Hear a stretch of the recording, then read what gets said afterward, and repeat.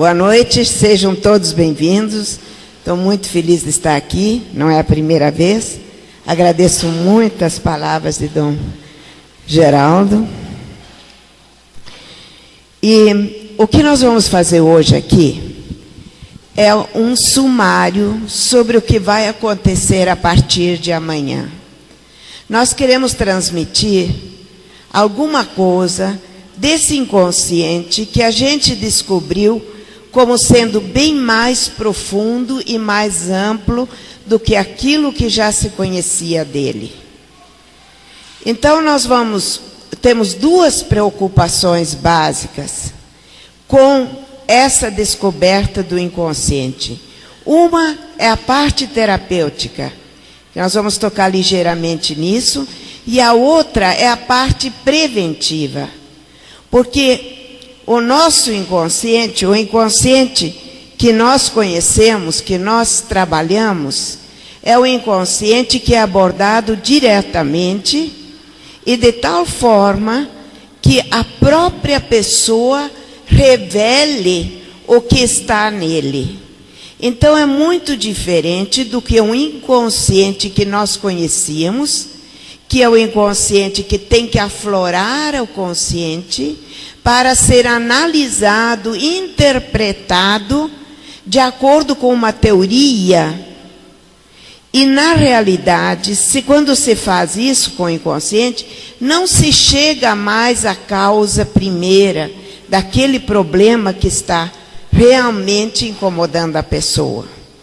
Enquanto que se você faz a abordagem direta, da forma como se faz com a nossa metodologia, simplesmente questionando o paciente, depois dele estar preparado, onde o paciente não perde a consciência, a gente questiona de uma forma técnica e o paciente vai vendo e descobrindo sua realidade inconsciente. E aí ele revela para o terapeuta características universais do ser humano e outras que são particulares e únicas dele.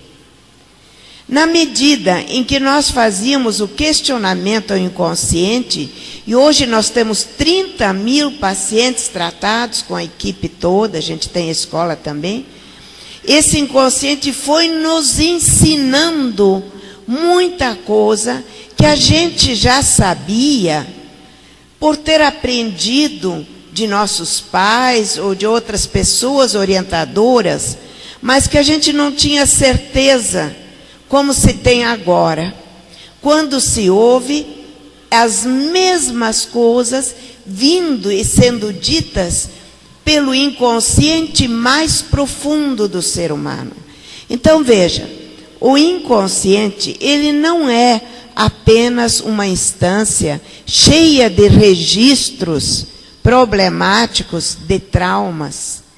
O inconsciente que nós apresentamos a vocês e o que nós pesquisamos é a interioridade profunda do ser humano, que pode ser conhecida e que já tem todas as respostas que o ser humano precisa. Porque na interioridade profunda, o inconsciente se transcende. Ele ultrapassa o limite psicofísico e o paciente descobre outras realidades. Muita coisa, então, se confirma pelo inconsciente. E muita coisa que hoje se está querendo passar pelo próprio cientificismo por cima, como se não existisse, como a realidade humanística ou a realidade sobrenatural presente no ser humano, você revela com toda naturalidade em todo paciente, sem exceção. Não depende se ele tem religião, se ele não tem religião, se ele tem essa ou outra religião. O que aparece no inconsciente são características universais do ser humano. E entre estas características universais do ser humano está o que transcende o psicofísico. Ah, mas a ciência não admite isso. Problema da ciência. Se a ciência é limitada, por que que eu vou me limitar? Por que que eu vou limitar o ser humano àquele limite, àquela área, aquelas exigências tão bem especificadas, mas que restringem tanto o ser humano? Por que que eu vou limitar o ser humano a isso, em vez de querer e exigir que a própria ciência se expanda e procure atingir o homem como um todo? Então, nós nos acomodamos, às vezes, a essas coisas.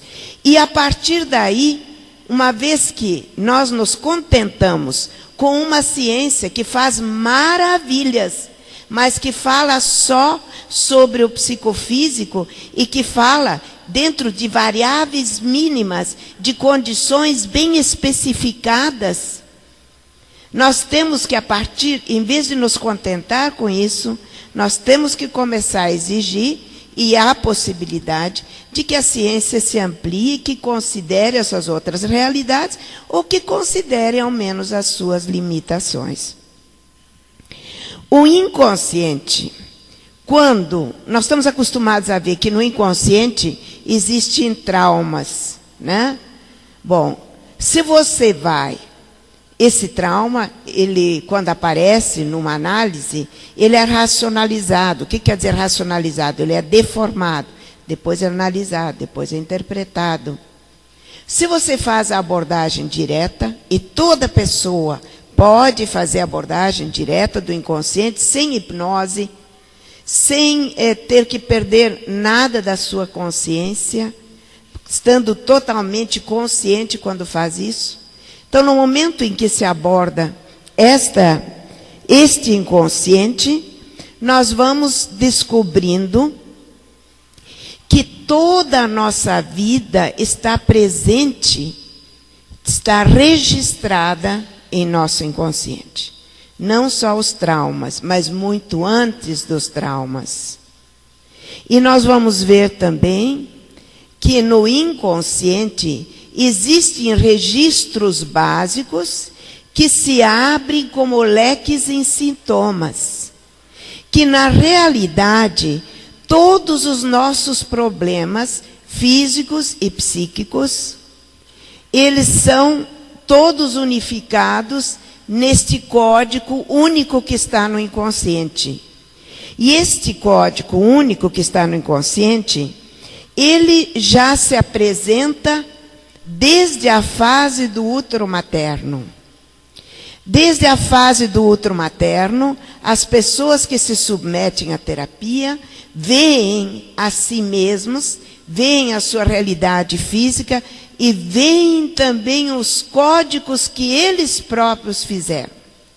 Então, veja bem, da maneira que no inconsciente, como eu comecei a falar, não se encontram os traumas, mas se encontra o que eu decidi sobre mim mesmo.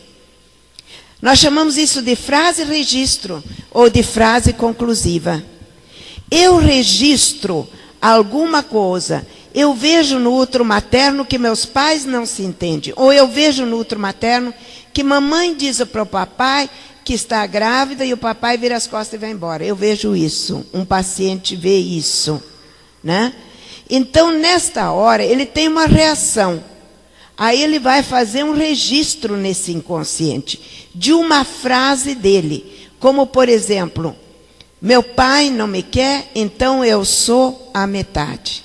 No momento que ele faz esse registro fica condicionado no inconsciente, o cérebro acata e diz, pois não, nós vamos concretizar essa ordem. E então, um exemplo que eu estou dando, né? Então, a pessoa diz, eu sou a metade. Isto vai se concretizar em toda a vida dela. Como com as ramificações de uma árvore, daquela raiz. Inclusive, a esquizofrenia está dentro disso. Esquizo é divisão. Então, nós podemos ver pelo inconsciente que todos os problemas que nós temos estão registrados lá em raízes básicas. Eu vou entrar mais no assunto mais prático, mas eu tenho que primeiro dar essa explicação, senão vocês não vão entender nada do que eu estou falando. Então, se eu sou capaz de fazer uma frase registro e comandar meu inconsciente para que ele acate o que eu pensei, o que eu decidi, é porque existe uma dimensão maior do que a psicofísica. Eu estou contando isso para vocês porque nós, terapeutas que trabalhamos com esse método, fomos aprendendo isso na medida em que cada paciente dava o mesmo tipo de resposta. Então, existe uma dimensão que ultrapassa o psicofísico. Tá certo? Ah, mas Renate, eu aprendi isso no catecismo, eu já sei há muito tempo, a gente chama isso de alma. Muito bem, mas você não tinha aprendido isso na ciência. Agora você está vendo isso também pela ciência, porque o método que se usa é um método de pesquisa de campo, que é um método científico muito rigoroso, que é todo questionado. E ele nos diz que existe uma instância que ultrapassa o psicofísico. Segundo ponto, essa instância já está presente desde o momento da concepção.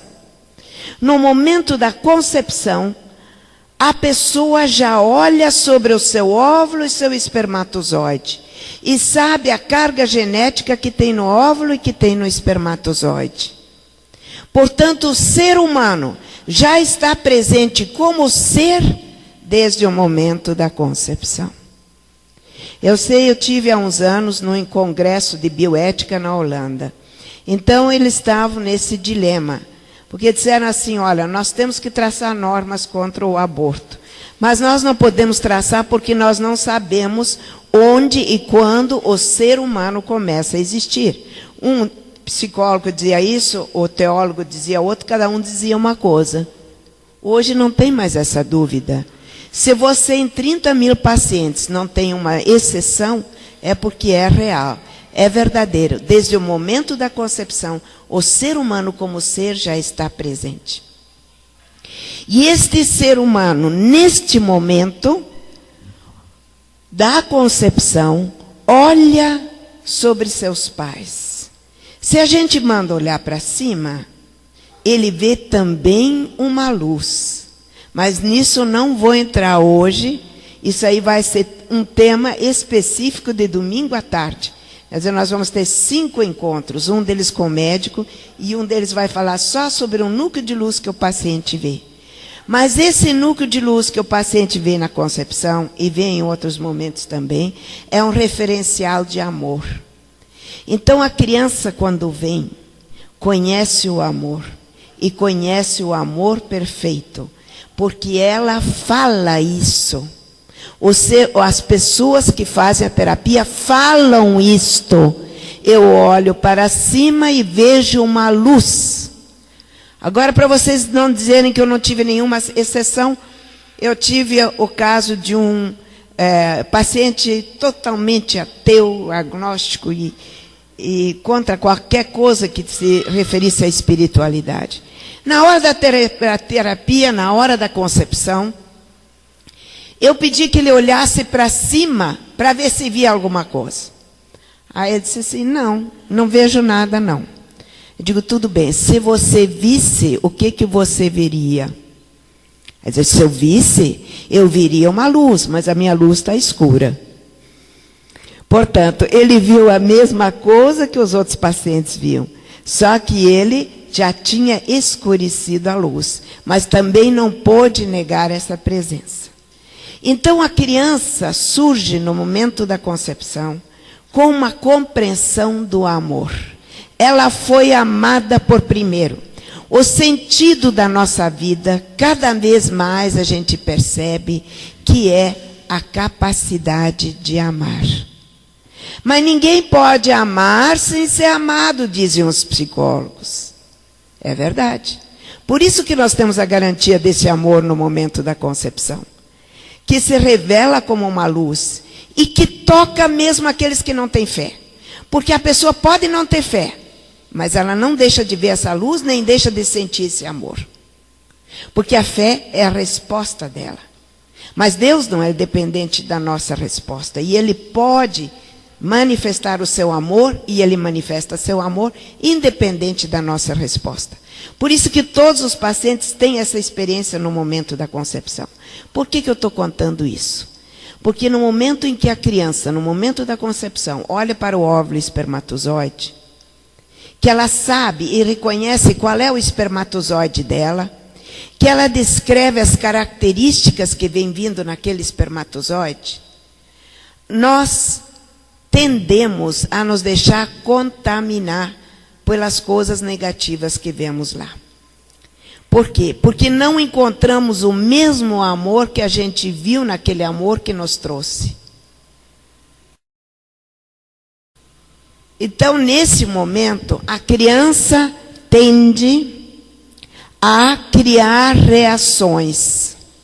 E aí ela formula as primeiras frases registro ou frases conclusivas, que depois vai condicionar. As frases são, por exemplo, assim: eu sou partida, eu não existo, eu sou um problema, eu não vou amar, etc. Estas frases que ela diz de si mesmo, eu sou, é um peso, quando a mãe se sente muito pesada, a criança, entendeu? Estas frases que ela vai formulando no útero materno, a criança, o cérebro acata e transforma em realidade física, psicológica, relacional, existencial. Nós podemos localizar pelo inconsciente, que a memória é absoluta, qualquer um desses problemas. Se, por exemplo, a pessoa diz, eu sou dividida, eu pergunto, em que idades, a gente fala em que números, mas em que idades você manifestou, eu sou partida?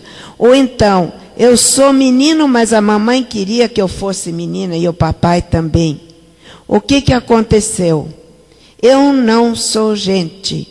Como isso se manifestou? Me dê um número, 7 anos. Estou na escola. A professora diz, meninos para a esquerda, meninas para a direita. Eu não sei para que lado eu vou. Eu não sei o que sou. Compreenderam? Então isso vai se manifestando na vida da pessoa. Assim, as pessoas que, por exemplo, dizem, eu sou partida, eu já dei o exemplo. Elas podem se tornar esquizofrênicas, elas podem ter uma leucemia simbolizada no sangue da divisão entre glóbulos brancos e glóbulos vermelhos. Como eu tive uma aqui que disse assim, os meus glóbulos brancos estão descontrolados. Uma que teve leucemia, que se curou em 91. De 91 para cá, ela trabalha conosco e nunca mais teve nada. Então, ela dizia, os glóbulos brancos, eles estão desordenados, porque representam a mãe. Os glóbulos vermelhos, para mim, representam o pai. Compreende? Isso não é eu que estou falando. Cada paciente dá a sua explicação do seu registro. Não é genérico. Mas o que é genérico? Eu vou continuar mais um pouco para depois dizer o que é genérico. A criança que diz, eu não quero viver. Não adianta, eu não quero. Eu digo, o que você fez? Eu não quero viver porque meus pais não se amam e não me amam. Porque se os pais não se amam, a criança acha que também não é amada. O que você fez? Eu encolhi minhas pernas. Por que as pernas? Porque não servem para nada. Por que não servem para nada? Veja, a nossa atitude é só de perguntar. Nós não respondemos, só perguntamos. O paciente diz, não servem porque eu não vou caminhar. Por que você não vai caminhar? Porque eu não quero viver. Eu não tenho por que viver. Como é que apareceu esse menino com 18 anos com distrofia muscular progressiva? Compreende? Então, todas essas doenças, elas têm um código no inconsciente. Problemas, por exemplo, eu não quero amar. Não vou amar, porque foi nos antepassados, a memória dos ancestrais também está no inconsciente. Porque houve um estupro lá atrás e a mulher decidiu não amar. E então, através das gerações, vindo para cá, as mulheres todas pegaram, se contaminaram com isso e resolveram não amar. Qual é a doença que mais esteve presente nessas gerações, que a gente pode ver pelo inconsciente? Autismo. Assim como a mãe se fechou para o amor, a criança se fecha para a vida, para o mundo. Todos esses problemas, eles não começam lá. Quando a gente trata de um câncer pela medicina, se vê o tumor, se faz a cirurgia, se tira o tumor, se faz aplicações sobre as células doentes. Mas, gente, a fonte está lá. Ela continua irradiando aquela frase, registro, eu não quero viver. Então é preciso que a gente vá lá e que destrua, que faz junto com o paciente, se faça uma decodificação daquela frase, registro que está lá no inconsciente e que na maioria das vezes, eu poderia dizer, mais de 80% foi formulada na fase do útero materno. Então, eu disse a vocês, aqui tem duas finalidades. Falar sobre inconsciente, uma síntese do que nós vamos dar em mais de 15 horas agora. Uma coisa é falar sobre o inconsciente no sentido terapêutico, porque essa é a nossa experiência. Foi a partir da experiência com 30 mil pacientes tratados que nós sabemos essas coisas. Quem nos revelou isso foi o inconsciente dos pacientes. O segundo objetivo é que isso que foi revelado possa, de agora em diante, ajudar as pessoas a evitarem esses males. E podem ser evitados. Então, a criança, por exemplo, que coloca o cordão no pescoço, por quê? Porque os pais não me querem, eu não posso viver. Ou que cria o problema respiratório, querendo se sufocar no útero materno, mais tarde tem asma e tudo isso. Qual o referencial que essa criança encontra fora de si para querer se destruir? É aquilo que hoje não se dá mais a mínima importância. A união conjugal. O referencial para que a criança seja doente ou sadia é a união conjugal dos seus pais. Tudo que ela fala, quando ela fala, estou encolhendo as perninhas, estou encolhendo os braços, estou machucando o meu coração, estou machucando a minha cabeça, estou puxando o cordão para enrolar no meu pescoço, a gente pergunta, o que está acontecendo lá fora? E o problema que acontece lá fora são só dois. Relacionamento conjugal de pai e mãe e em relação à criança. E eu fiquei mais motivada essa última semana a fazer essa palestra, porque a gente encontra, por exemplo, nas revistas, ontem mesmo, nessa última revista Veja, saiu isso, falando de uma certa forma que as pessoas já deviam ir para o casamento preparadas para a separação. Isso significa preparadas para terem filhos doentes, para terem filhos deficientes, se for muito perto da gestação. Isso significa que as próximas gerações vão ser mais doentes do que hoje. E esse pessoal trata desse assunto com uma superficialidade incrível, como se não tivesse importância nenhuma. Sim, Renate, mas o que nós vamos fazer se a gente não se entende? É aí que começa. É aí que a gente encontra nessas revistas populares. Pois é, então, se o casal quiser se separar, convém que ele fique com os filhos, que ele fique junto por causa dos filhos? Ou então, o casal deve, entenderam? Não se cogita na possibilidade de se unir esse casal. E é tão fácil unir um casal. Por que é fácil? Por que é fácil? Porque os problemas conjugais são problemas psicológicos, que eu já vou descrever, mas também de atitudes. Então, se eu estou motivada, se eu quero ter filhos alegres, sadios, que aprendam bem, que tenham facilidade de aprendizagem, porque quando a criança fica bloqueada na aprendizagem, lógico que ela tem que ficar bloqueada, se em casa estão brigando, seus pais brigam, ela não consegue aprender. Então, se eu quero ter filhos alegres, sadios, um lar cheio de carinho e tudo, eu preciso fazer o esforço para me unir com meu marido, que eu escolhi porque eu amei, ou para me unir com minha mulher, que eu escolhi porque amei. É tão difícil isso? Não. No entanto, não se cogita mais nisso. Só se fala como é que se deve proceder quando se quer, já se está decidido a separar. E o mal que se faz para a humanidade não se pensa. Hoje nós vamos fazer no final um exercício aqui com vocês. E um exercício que vai pegar essa área. Mas primeiro eu quero falar um pouquinho sobre alguns problemas sobre a vida conjugal. Ó, o casal, quando se une, engraçado que tudo é fundamental, depois a gente aprende muita coisa, né? E depois encontra isso no inconsciente. Quando um homem ou uma mulher sai à procura de um companheiro para toda a vida, olhem bem o detalhe, se ele inconscientemente está pensando em se unir com alguém ou ela por toda a vida, o inconsciente assessora a escolha. É fantástico. A gente vê isso no inconsciente. Então, o inconsciente ajuda a escolher o companheiro ideal para toda a vida.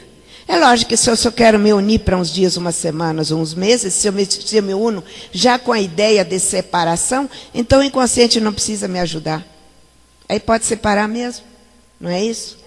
Então, o inconsciente ajuda a escolher o companheiro que está de acordo, ou a companheira que está de acordo com aquele perfil que o inconsciente sabe qual é. E nesse perfil entra também o referencial dos pais, que todo homem, no fundo, busca a continuidade afetiva e emocional de sua mãe na esposa que ele escolhe. E toda mulher procura a continuidade afetiva e emocional do seu pai no homem que escolhe. Então, o lastro do amor está muito seguro. O lastro do amor está muito seguro.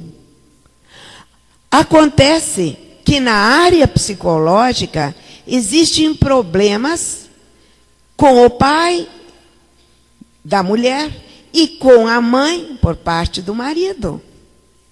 Então, esses problemas são projetados sobre o outro. São transferidos. A maioria dos problemas conjugais, eu vou dizer para vocês, são 25 anos, mais o tempo que eu trabalhei no movimento familiar cristão para me dar essa experiência. Não é desamor. Os casais se separam ainda se amando. É porque não tiveram, eles não se colocaram naquela atitude de querer que dê certo. Quando alguém vem para mim e diz, nós viemos aqui porque o nosso casamento não deu certo. Eu digo, você está falando como se fosse um vírus, alguma coisa que atacou você? Fala então, ao menos de uma forma assim mais clara. Eu não fiz o meu esforço para o nosso casamento dar certo. Porque basta que um dos dois faça. Para que o outro entre, porque o amor contagia no bom sentido. O amor toca o outro, o amor muda o outro. Agora eu não posso dizer assim, não, está bem, eu estou esperando ele começar a me amar, que depois eu amo também. A maioria faz isso mesmo, né? A cobrança. Hoje em dia eu digo assim, o nosso amor conjugal acabou. Eu digo assim, o amor conjugal acabou, ou vocês substituíram o amor doação pela cobrança. Coloca um casal que está brigando um na frente do outro, é só cobrança. E amor é a doação. Amor é querer o bem do outro. Nós temos hoje uma vantagem que antigamente as pessoas não tinham. Nós podemos escolher livremente o companheiro ou a companheira. Nós podemos deixar o nosso inconsciente escolher. E se no passado muito casamento dava certo, porque ao menos a mulher se esforçava para unir, quanto mais agora deveria dar certo? Logo que eu comecei, eu vou contar isso, porque eu costumo contar, porque acho que é um exemplo muito bom. Quanto à atitude conjugal, não é quanto aos problemas psicológicos, que depois eu vou entrar.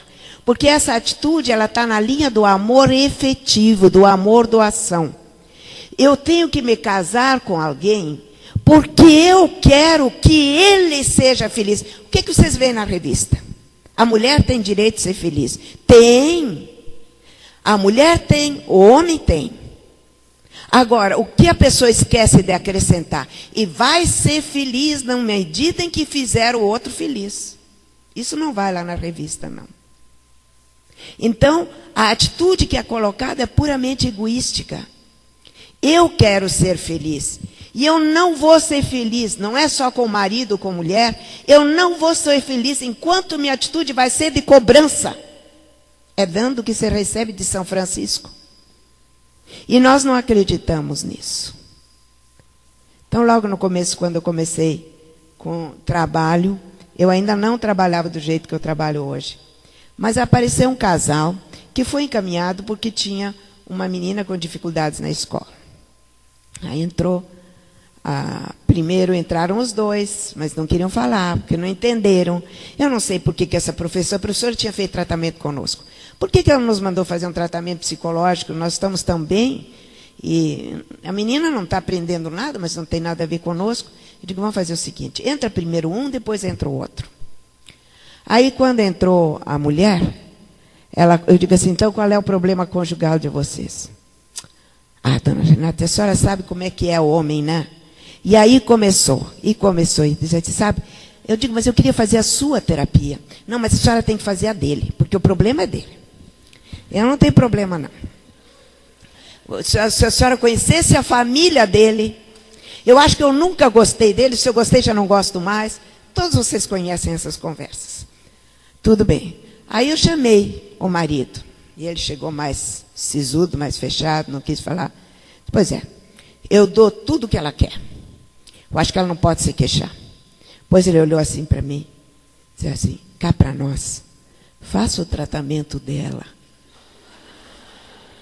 Aí eu falei o seguinte, entre os dois, e vocês vão botar eu vou botar duas cadeiras, vocês vão ficar de costas, eu vou sentar daqui, como foi ficar sentado aqui com papel na mão, e vocês podem xingar um ao outro quanto quiserem, durante 40 minutos. Eu quero só 5. Foi aquela xingação, eu tive que fechar a janela e tudo.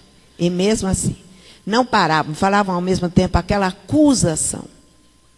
Aí eu digo assim, agora vocês virem de frente, vocês têm 5 minutos para falarem as qualidades um do outro. Foi aquele silêncio, não saiu mais nada. Silêncio. Eu digo, olha, faça um esforço, porque aquele que não souber falar a qualidade do outro é o primeiro que tem que fazer tratamento. Aí a mulher arriscou um pouquinho, que é a mais falante, né? É ele, mas... Eu digo, mas não, antes não tinha mais, como é que entra mais agora? Vocês compreenderam? Então, a atitude conjugal, ela é muito nessa linha da gente cobrar que o outro me faça feliz. E eu vou dizer para vocês, não só na vida conjugal. É na vida de convento, é na vida de seminário, é na vida da comunidade, em qualquer lugar. Enquanto nós cobrarmos, nós somos dependentes, nós não somos felizes, nós não nos realizamos. Esses tempos teve uma paciente lá que tinha essa mania. Aí ela acabou confessando que ela adorava passear nos domingos. Mas se ela passeasse com as famílias, como é que ela ia dizer que ela está doente? Como é que ela ia dizer que está doente? Então se escravizou e ficou em casa para poder ter atenção. Então, o amor cobrado, a atenção cobrada, ela não satisfaz. E nós temos que mudar, gente. É uma realidade humana isso. O inconsciente revela, não é uma pregação moral. Eu quero ser feliz. E se eu fizer os outros felizes, se eu faço esse trabalho, se eu me dou, e se eu não quero nada por isso, eu posso até dizer que é por egoísmo, porque eu sou feliz. Eu não dependo dos outros me quererem. Compreenderam? A doação é que liberta. A doação e a verdade. A entrega. E na vida conjugal, onde vocês dois se escolheram por amor, o que custa fazer aquele esforço? Depois, na vida, o amor, isso é o amor efetivo. A atitude tem que estar em primeiro lugar. Se um dos dois começar, eu garanto que o outro entra nessa. Se um dos dois começar a cobrar, o outro vai cobrar também, seja ele ou ela. Se um dos dois começar amando, porque muitas vezes a mulher, mas eu faço tudo que ele me pede. Mas você não ama. Se você amasse, ele não teria essas reações.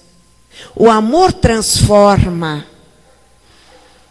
O amor transforma. E para quem quiser viver o amor, crianças geradas no amor, olha o que a gente conserta por aí. Há 25 anos atrás, quando eu comecei esse trabalho em Brasília, uma senhora amiga minha estava grávida. E ela estava grávida do 5º filho. E não queria esse filho de jeito nenhum. E eu dizia para ela, não faça isso, só que eu não tinha ainda os argumentos que eu tenho hoje. O que aconteceu? Agora ela veio aqui tratar do filho que, além de esquizofrênico, mexe com drogas. E ela disse, se eu soubesse o que eu sei hoje, porque ela fez a terapia, se eu soubesse que naquele momento eu estava criando um filho esquizofrênico, por causa da briga conjugal com meu marido e por causa da não aceitação da criança.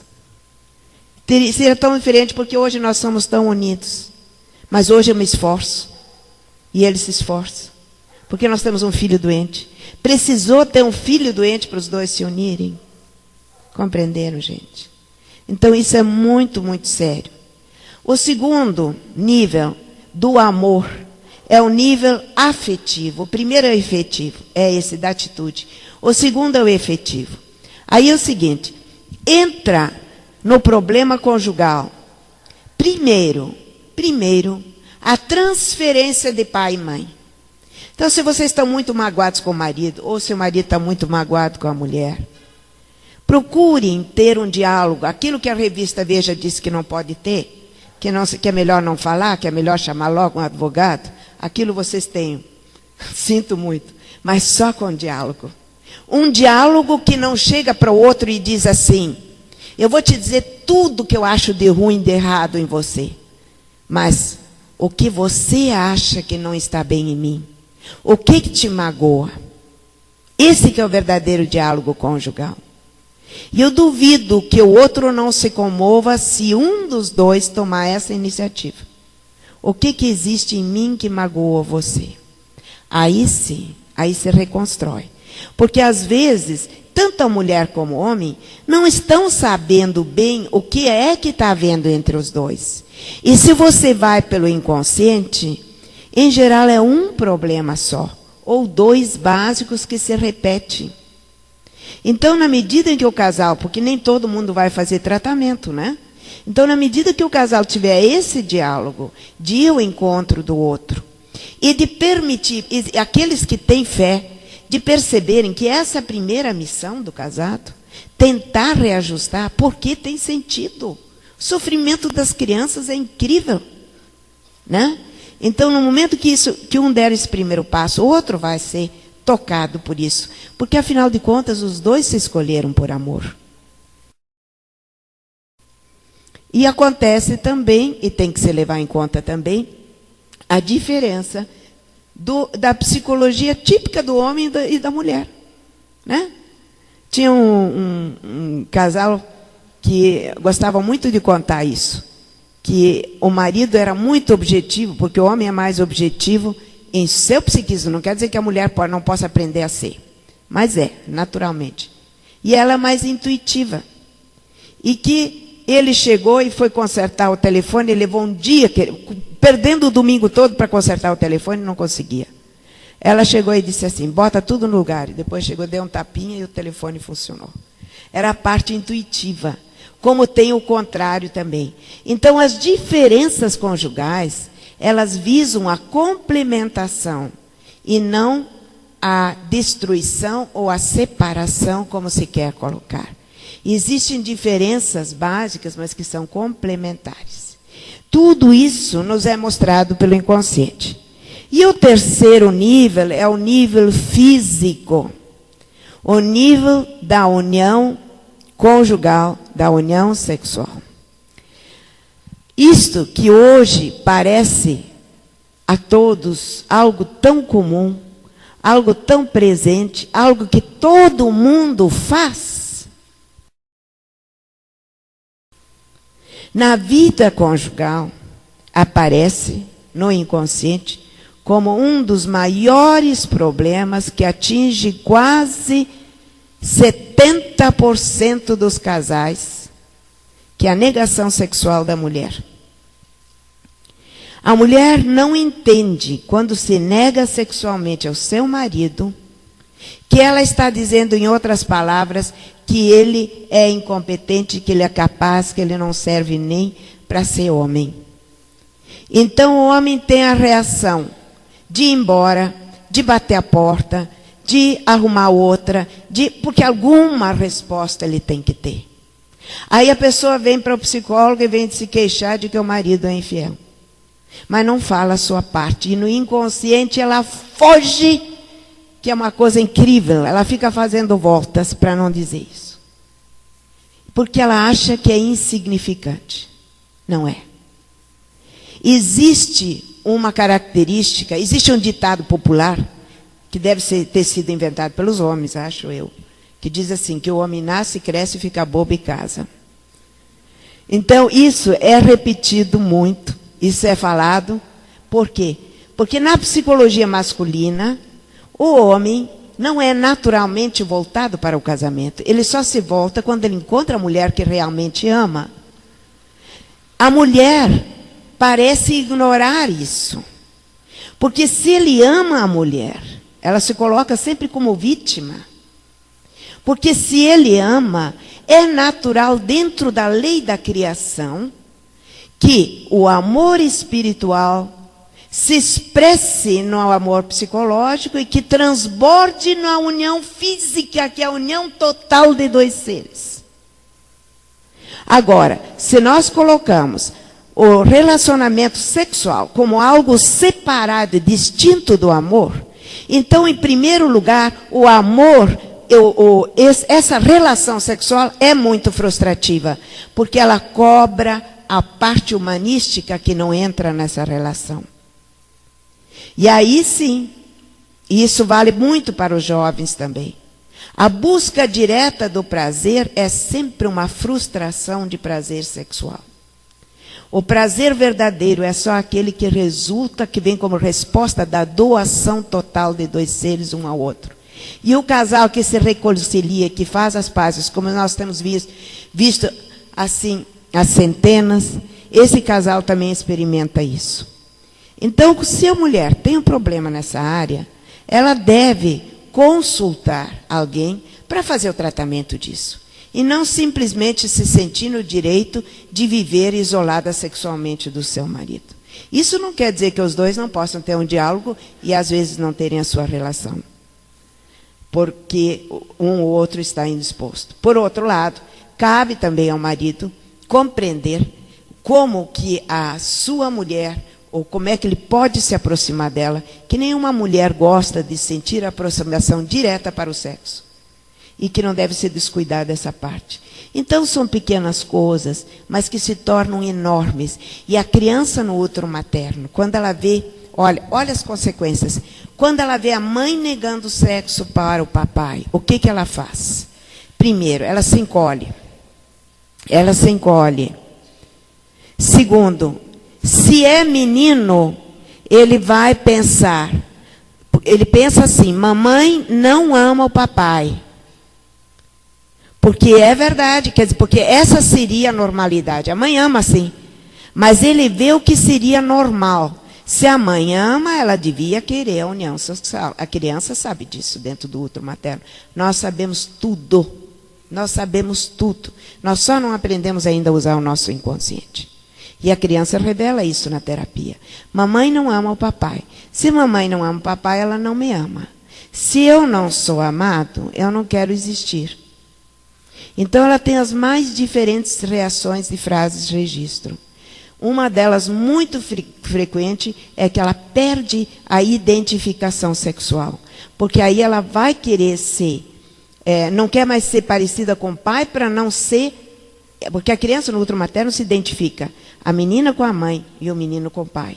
Então ela não vai mais querer, o menino não vai mais querer ser como o pai, porque o pai não é amado pela mãe, dentro da visão dela. Então eu também não serei amado. E aí começam esses problemas de falta de identificação sexual. A menina, por outro lado, diz assim, mamãe não ama o papai, portanto as mulheres não amam. Então eu não vou amar. E aí continua o problema nas próximas gerações. Esses assuntos todos, tudo isso pode ser resolvido.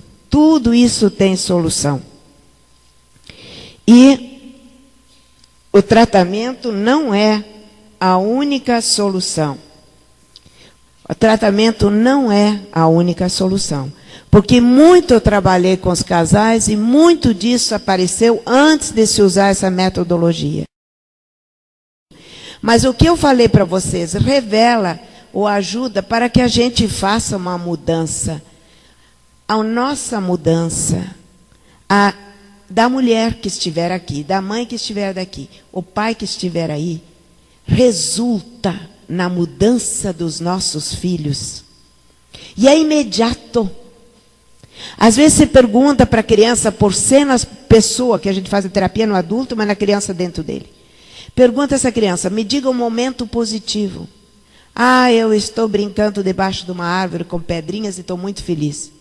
Não é por causa das pedrinhas. O que está acontecendo? Mamãe e papai estão se amando lá na cama. Então, a criança, ela sente o estado dos pais e acompanha constantemente. E se molda de acordo à saúde física, psíquica, intelectual, relacional. Então, uma vez chegou para mim uma senhora que disse, olha, eu tenho uma filha desquitada, uma que tem outro tipo de problema, tem um filho que mexe com drogas, tem um que está bebendo, e o último agora está começando a tirar as coisas. Dona Renata, pelo amor de Deus, qual dos 5 eu trago primeiro? Eu falei, a senhora e seu marido. Compreenderam? Então aí, a criança, ela não consegue se estruturar se ela não vê os pais bem unidos. Vocês vão dizer assim, e agora? Essa gente toda que se separa, primeiro, hoje nós estamos dando um passinho de mudança disso. Se cada um de vocês decidir mudar isso e ajudar os outros a se mudarem, é muita gente que vai se mudar. Vamos ver isso aqui, quantas vezes que vai multiplicar daqui a umas 4 gerações, o que está aqui no auditório. Então, nós podemos sim fazer alguma coisa pela humanidade. Segundo, é lógico, quando aparece para nós casais separados, casais em segunda união, se procura no inconsciente da pessoa que foi filha desse casal, fazer com que ela dentro do inconsciente possa ver seu pai e sua mãe unidos, ao menos dentro do inconsciente, para que ela tenha um modelo de estruturação como pessoa. Deu para entender bem essa mensagem?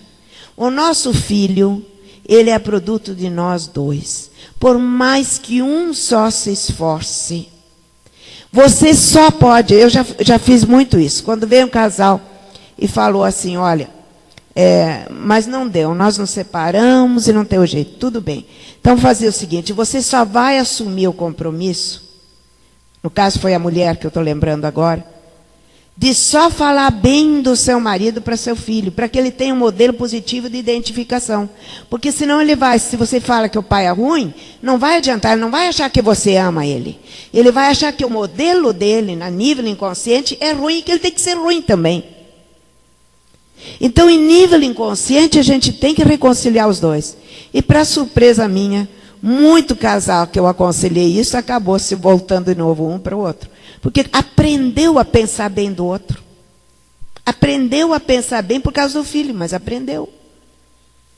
Então, existe muito, a gente pode solucionar. A vida conjugal, dizia também nessa revista que eu vim ainda lendo há pouco, que o problema de crise conjugal começa no 2º ano e tende para a separação. É verdade. Mas a crise conjugal é uma crise de adaptação. Se eu faço dessa crise, eu posso fazer isso que eles dizem lá, quer dizer, me separar, ou eu posso fazer disso um patamar para aprofundar o nosso amor. E acontece. A vida conjugal, o casal que se ama muito mais daqui a muitos anos do que na hora em que casou. Vocês não acreditam? Experimente. Depois me escreva uma carta, se eu ainda viver. Entenderam? Esses tempos ainda, eu fui agora, semana passada, bodas de ouro de um casal. Eu conheci esse casal mais no começo do casamento. Havia tudo para os dois se separarem. Mas os dois fizeram esforço para se unir. E hoje ela numa cadeira de rodas. Ele, um militar duríssimo, eu nem acreditei. Ficava sentado do lado, acariciando a mão dela. E comovido o tempo todo que nós estivemos lá. Então, veja, o amor deles cresceu independente de outras coisas externas. Quer dizer, se existe a vida conjugal, é porque é uma das coisas melhores que Deus nos deu. E a gente pode viver isso. É só a gente fazer isso. Olha, estamos precisando conversar um pouquinho, se precisar pede uma ajuda, mas sempre no sentido de ir ao encontro um do outro. Vale a pena. Vale a pena. É muito fácil quando a gente vê um casal na rua, uma criança com eles, saber se esse casal está unido ou não. Olhando para a criança, a gente sabe. Então, a criança, os nossos filhos, serão totalmente diferentes. Se a gente mudar esse disco que fala em separação e tentar caminhar para a união.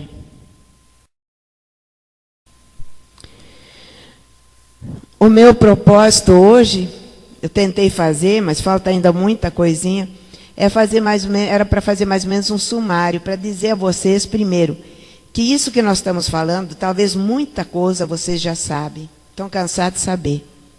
A novidade é apenas essa, que hoje, isso que foi falado aqui, está comprovado pela pesquisa do inconsciente, em 30 mil pessoas, sem exceção. Porque em cada criança que se trata, em cada pessoa que se trata, aparecem sempre os pais. Porque toda a nossa estrutura, que é da pessoalidade, essa pessoa sadia que existe, ninguém é concebido doente. No momento da concepção, nós somos sadios. Antes do óvulo espermatozoide surgir, nós estamos lá como seres sadios. Depois, nós nos adoecemos. E o referencial para nós nos adoecermos, fazermos da pessoalidade uma personalidade não tanto equilibrada como aquela que recebemos, o referencial é sempre o mesmo. União entre pai e mãe ou dos pais para com o filho. Se os pais rejeitam o filho, aí, por exemplo, lá na concepção a mãe não quer, é aí começa a deficiência mental, o mongolismo, tudo isso. Microcefalia. Quanto mais cedo a rejeição entre o casal, na hora de gerar um filho, ou na fase da gestação, tanto mais fortes as consequências para esta criança. Agora, o que está se pedindo nesse momento não é um sacrifício. Está se pedindo, está se apelando, como a gente vê no inconsciente, que os casais experimentem a alegria de se amarem. E a alegria de se amar tem que acontecer com a atitude de querer que dê certo. Nenhum casamento dá errado. É a gente que faz ele não dar certo. E a linha é o relacionamento. Na linha do relacionamento, nós sempre podemos recuperar. Só para terminar aqui, porque nós vamos ter agora perguntas, meia hora, e depois eu vou fazer um exercício com você sobre o inconsciente, que vai ajudar bastante e que vai ter um detalhezinho conjugal também, ou para os namorados ou para os noivos. Mas para encerrar, eu queria só dizer para vocês, depois que nós tivemos esses 30 mil pacientes tratados, nós resolvemos fazer uma síntese sobre o problema básico que era responsável por todos os tipos de doenças que nós podemos imaginar. Aparecia sempre o triângulo, casal, casal para os filhos. Em síntese, se nós resumirmos todos, porque mesmo a humanidade anda doente, as doenças sociais, as enfermidades sociais, olha lá, uma vai desaparecendo, a medicina descobre uma cura, aparece outra. Enquanto nós não nos voltarmos para o amor. O ser humano não se perdoa não amar. As piores doenças são aquelas onde a própria pessoa se isola do amor. As crianças são crianças autistas e vai por aí. Coisas muito tristes quando a pessoa decide não amar. Então, se nós resumirmos todos os problemas da humanidade numa palavra só, nós vamos encontrar a palavra desamor. E se nós resumirmos toda a humanidade, todas as soluções que existem, porque nenhuma medicação, nenhuma ginástica, nenhuma homeopatia, nem nada, faz realmente efeito numa pessoa, se a pessoa não mudar por dentro sua atitude e se orientar para o amor. A verdadeira cura só acontece com o amor. E acho que é por isso que toda a nossa humanidade está suspirando.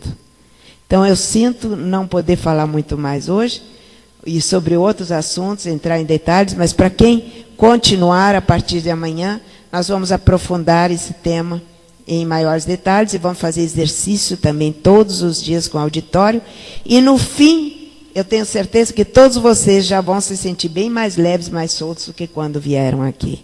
Então eu vou ficar com a parte expositiva aqui e nós vamos passar para as perguntas. Muito obrigada.